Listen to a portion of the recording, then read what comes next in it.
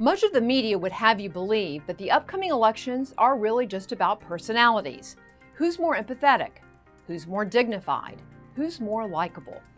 The truth is, Americans won't just be voting for particular candidates on November 3rd.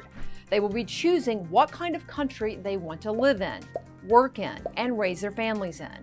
They'll be deciding what kind of America they believe in. As you go to the polls, ask yourself these questions. Which America do you want to live in? One that upholds your right to freedom of speech and religious beliefs? Or an America that says only certain views are acceptable in the public square and shames, bullies, and cancels those who disagree? What kind of America do you want to work in? One like we had before the pandemic hit, when more Americans than ever said they were better off financially than they were just a year ago? Or one that insists we return to more taxes, regulations, and mandates on both individuals and businesses? What kind of America will you feel safest in? One that honors and respects our law enforcement officers for putting their lives on the line to keep our streets safe?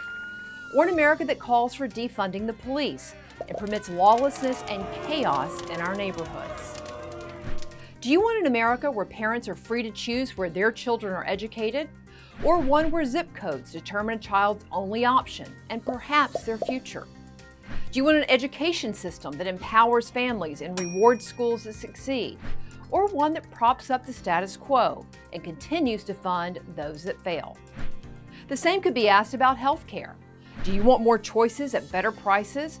Or do you prefer the government making more and more decisions about what coverage you can have, what doctor you can see, and what your plan will cost? How about the role of the judiciary? When you vote for president, you are also voting for what types of judges will sit on the Supreme Court and in courtrooms across the nation. Do you want jurists that will interpret the laws as written, or ones that make laws from the bench? There's a big difference. From the interpretation of the Second Amendment and whether one has a right to own a gun to defend themselves and their property, to the meaning of the right to life. Judges matter.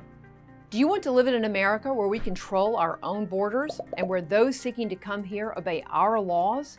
Or do you prefer open borders, where we have little say about who comes and who goes, rewarding those who jump the line, and also providing easy entry for those seeking to do us harm?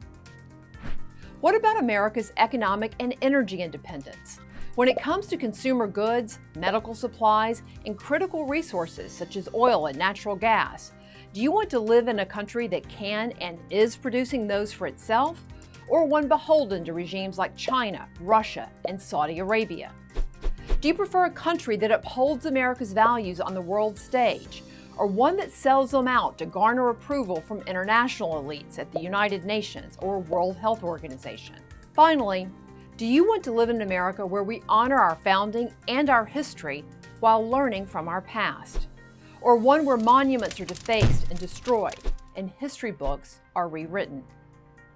These are the choices you face when you enter the voting booth in November. Don't think for a moment that your vote doesn't matter, or that you can sit this one out, or that this election is just a personality contest. You will be deciding which America you want to live in, work in, and raise your family in. Which America you believe in. The question is, which America will you choose?